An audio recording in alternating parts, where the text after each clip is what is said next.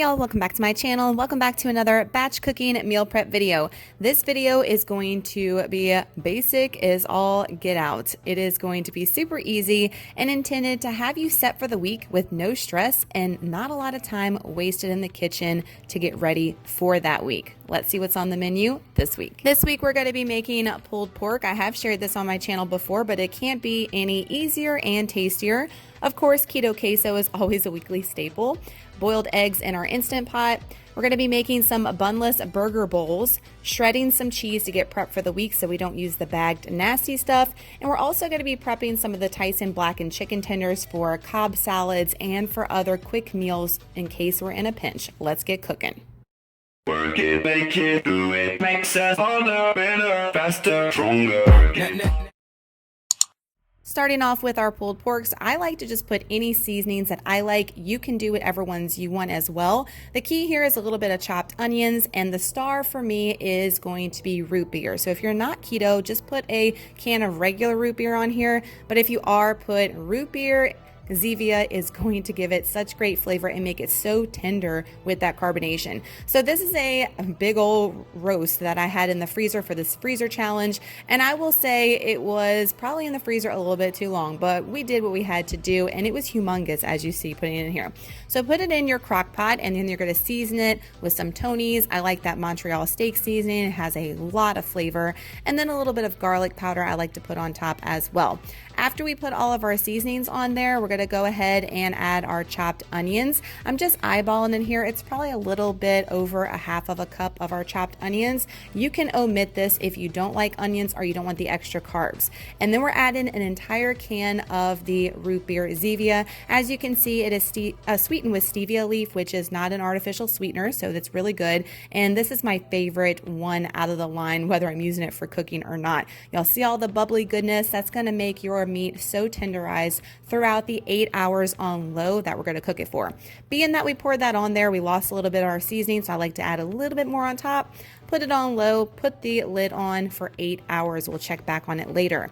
Now we're going to make our infamous Keto Queso, and I do have the right cheese this week. Goodness gracious, it has been a debacle with that. A whole brick of Philadelphia cream cheese, a can of green chilies, and about 2 tablespoons of butter going on top. So a lot of y'all are asking me if I get it sliced at the deli or do I get one big block. I do either or, but I find that the slice does melt quicker, and I've been getting it like that here recently. So basically you just dump everything in the crock pot and let it cook while you're meal prepping. Y'all ask me this every week and I answer every week, but here we go again. I use pork rinds, cucumbers, or if you like celery sticks, if you're keto, to dip that in, or you can pour it on all kinds of different recipes. So now we're going to be making our boiled eggs in the Instant Pot. Y'all also ask the time, and I show y'all every week. 0 minutes. 0 minutes is what I do, and I let it naturally release, and you're going to see we're going to put it in an ice bath when they're done. So now we're getting ready for our protein bowls, basically a bunless burger, and I love these from Sam's Club and Costco, the quick and eat ones. These are the Tyson blackened chicken tenders, and you can get these from Costco or from Winn-Dixie, and then I have some leftover deer sausage I'm going to be using. So I'm going to put all of my meat basically on a aluminum foil lined pan, and we're going to broil this in the oven. I like to put it about 10 minutes and check on it. Sometimes I have to let it go a little bit further for the burgers, but in this case, it was perfect. However, I have to say that this sausage was super greasy, as you're going to see in a little bit. So that's what you're seeing, not the burgers and not the chicken if you're worried.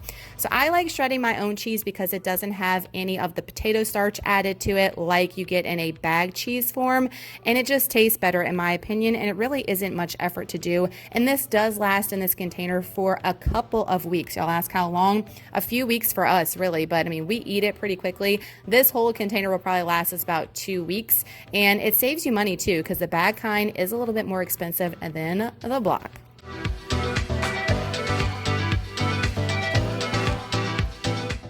Checking on our protein here, and as you can see, I was telling you, pretty greasy from that deer sausage. Y'all ask where we get the deer sausage. A friend made that for us and gave us a bunch, so I have no idea where they got it from, but it has been delicious and we've been using it up on this freezer challenge. So I'm going to portion this up in my glass Amazon container bowls. I'm also going to be adding a piece of cheese to my burger, because what burger is a burger without a little cheese? And I'm choosing pepper jack this time. I love this cheese from Sam's Club.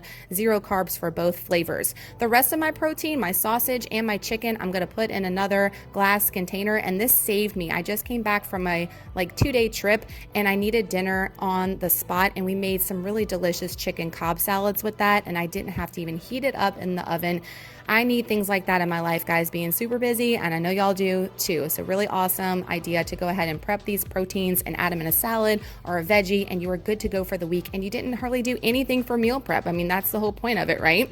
So I'm gonna put these in the fridge and let them sit in here, and there's my salad showing you for the rest of the week. Now we're gonna go ahead and put our eggs in an ice bath and get them ready to peel up, and I let them sit for a few minutes, and then we get them nice and ready to peel, and they do peel like a dream, y'all, in the Instant Pot. And with this method, every time, I've never had any issues with them sticking or acting funky, so I love doing it like that, and they last for the week in that container.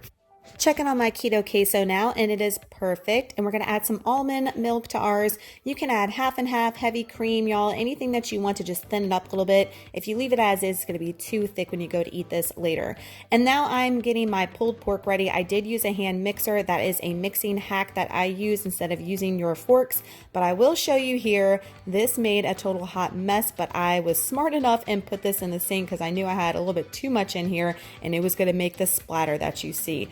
Don't mistake and do it on the counter. And a lot of y'all also made the mistake of putting your mixer in there with your liner for your crock pot. Don't do that either. We had them with taco bowls this week, but you could do them with pulled pork pizzas. You could do it with some sandwiches on some low carb bread or on my 90-second bread. That would be delicious, y'all. So definitely check that out as well. So that is this week's meal prep video. Give it a huge thumbs up if you look forward to these weekly meal prep videos every single week here on the channel. And if you're not subscribed, I would love to have you a part of the YouTube fam. So make sure you click that red button down below and make sure that all your notifications are clicked so you do not miss a future upload from me.